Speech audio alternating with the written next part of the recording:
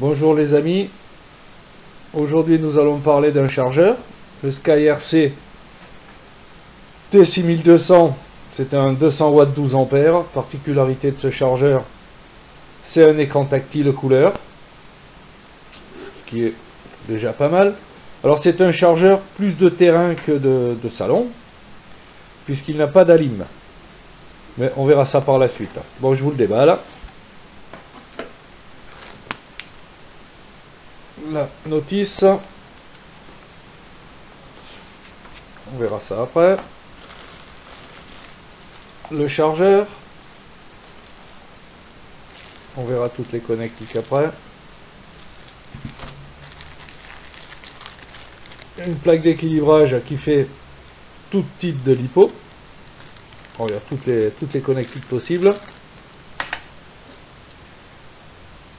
Un cordon qui normalement va sur la lime si vous en avez une, et le petit cordon où vous mettrez la prise de vos lipos pour la charge. Voilà, bon, ben on va passer un peu au descriptif. À tout de suite.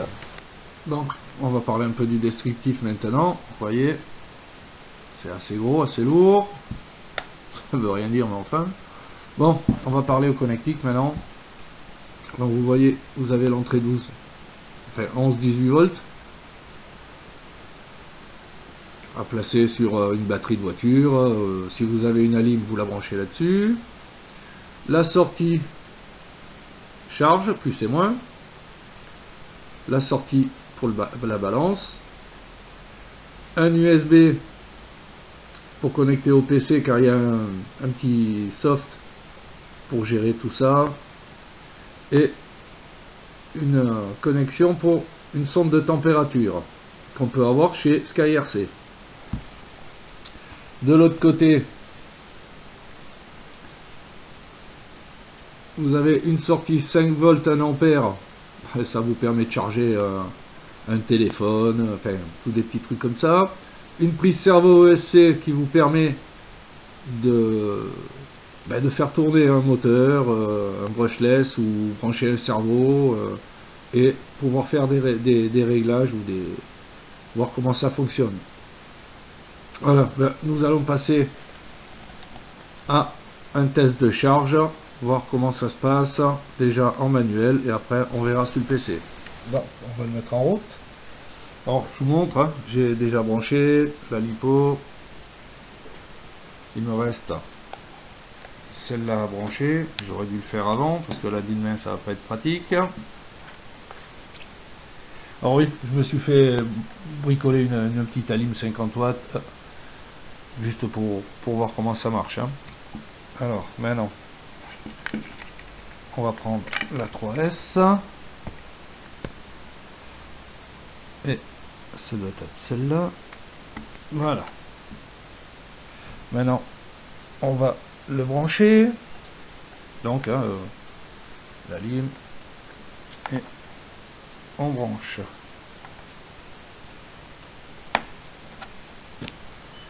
Voilà. Voilà, quand on arrive là, il va falloir un peu régler quand même. Bon, on est sur l'hypo, on peut changer, hein. Voilà. Maintenant on va lui donner le nombre de cellules. Bon, moi c'est une 3S. Entrée. On va dans capacité, et là la capacité de la batterie c'est une 5000. Voilà. Courant de charge 5 ampères. On peut monter, descendre selon si vous voulez charger plus vite ou moins. Capacité de décharge, ça pour le moment c'est plus réservé pour les cadmium nickel. Je ne veux pas faire de charge, je veux juste faire une charge, hein. Voilà. Setting, ça revient au truc.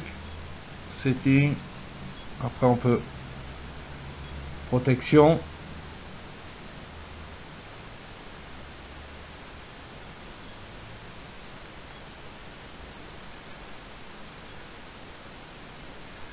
voilà. Nous en sommes là. sur le chargeur, vous avez preset. Voilà. Et là, vous avez toute une liste. Vous pouvez les éditer selon vos LiPos que vous avez, selon la capacité, le nombre d'éléments et tout. Et ça sera gardé en mémoire. Ça vous permet d'aller chercher et de ne pas toujours refaire tout à la main.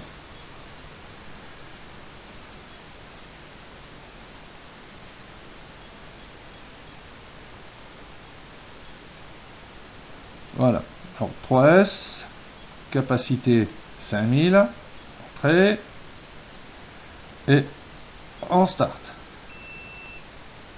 Voilà. Non, ma batterie était à 11 volts 5, 11 volts 6. Ça vous donne le temps. La température, je l'ai pas, j'ai pas la sonde. Là, ça vous donne le courant de charge.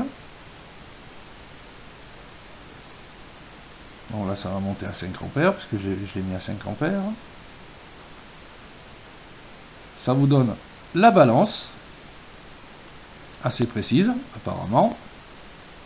La résistance de la batterie. Et la capacité en milliampères. Donc, elle était vraiment à plat, celle-là. Vous pouvez avoir le graphique de la courbe de charge. Et puis bon, le stop.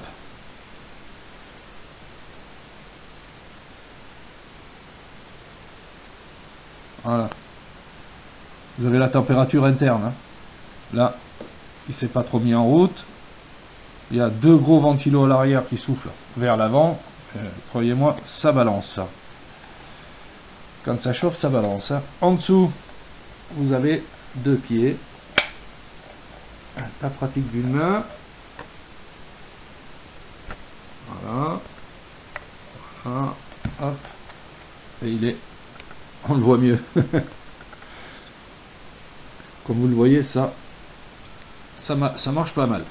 Bon, vous avez l'option moteur, servo, voltmètre,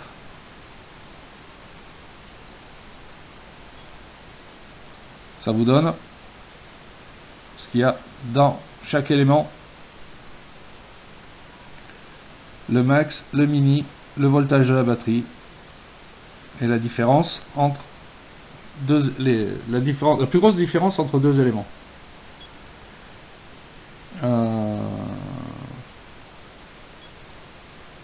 Balance charge. On peut faire de la charge rapide.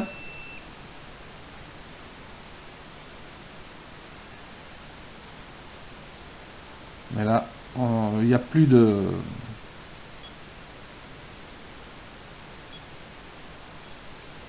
Voilà. Bon, revenons au setting. Charge paramètres, système setting, safety, protection. Voilà.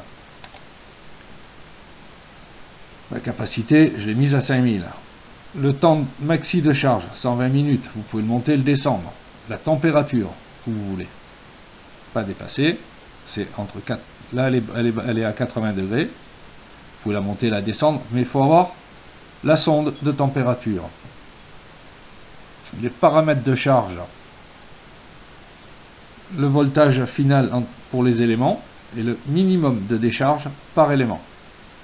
Pareil, vous pouvez les monter. Il faut aller mollo là-dessus.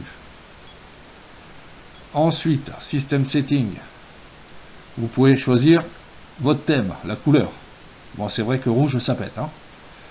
Par contre, là je l'ai en chinois, là je l'ai en anglais. Ils auraient pu faire un petit mode pour les Européens en français, ça aurait pas été mal, mais enfin, on peut pas demander l'impossible non plus. Alors, on peut baisser l'intensité de l'écran, ou la monter, le thème. Voilà.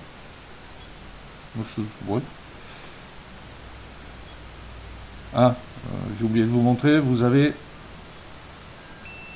pourquoi je remets en charge moi? Setting. Vous avez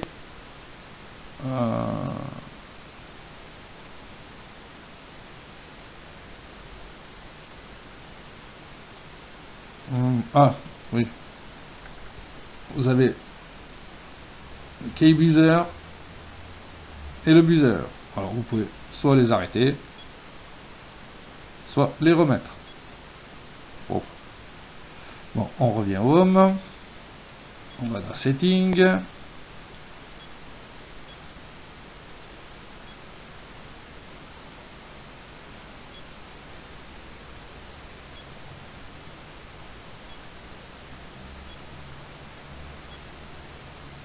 Je crois que je vous ai tout montré là.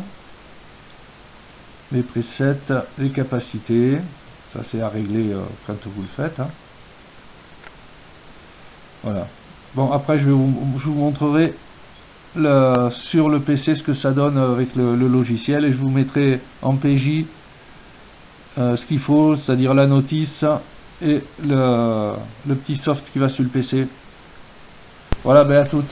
Bon, ben nous voilà encore. Donc nous allons parler maintenant du petit logiciel de SkyRC qui s'appelle Chargemaster One. Donc on double-clic. Voilà. Alors ben on retrouve ce qu'on a sur le chargeur.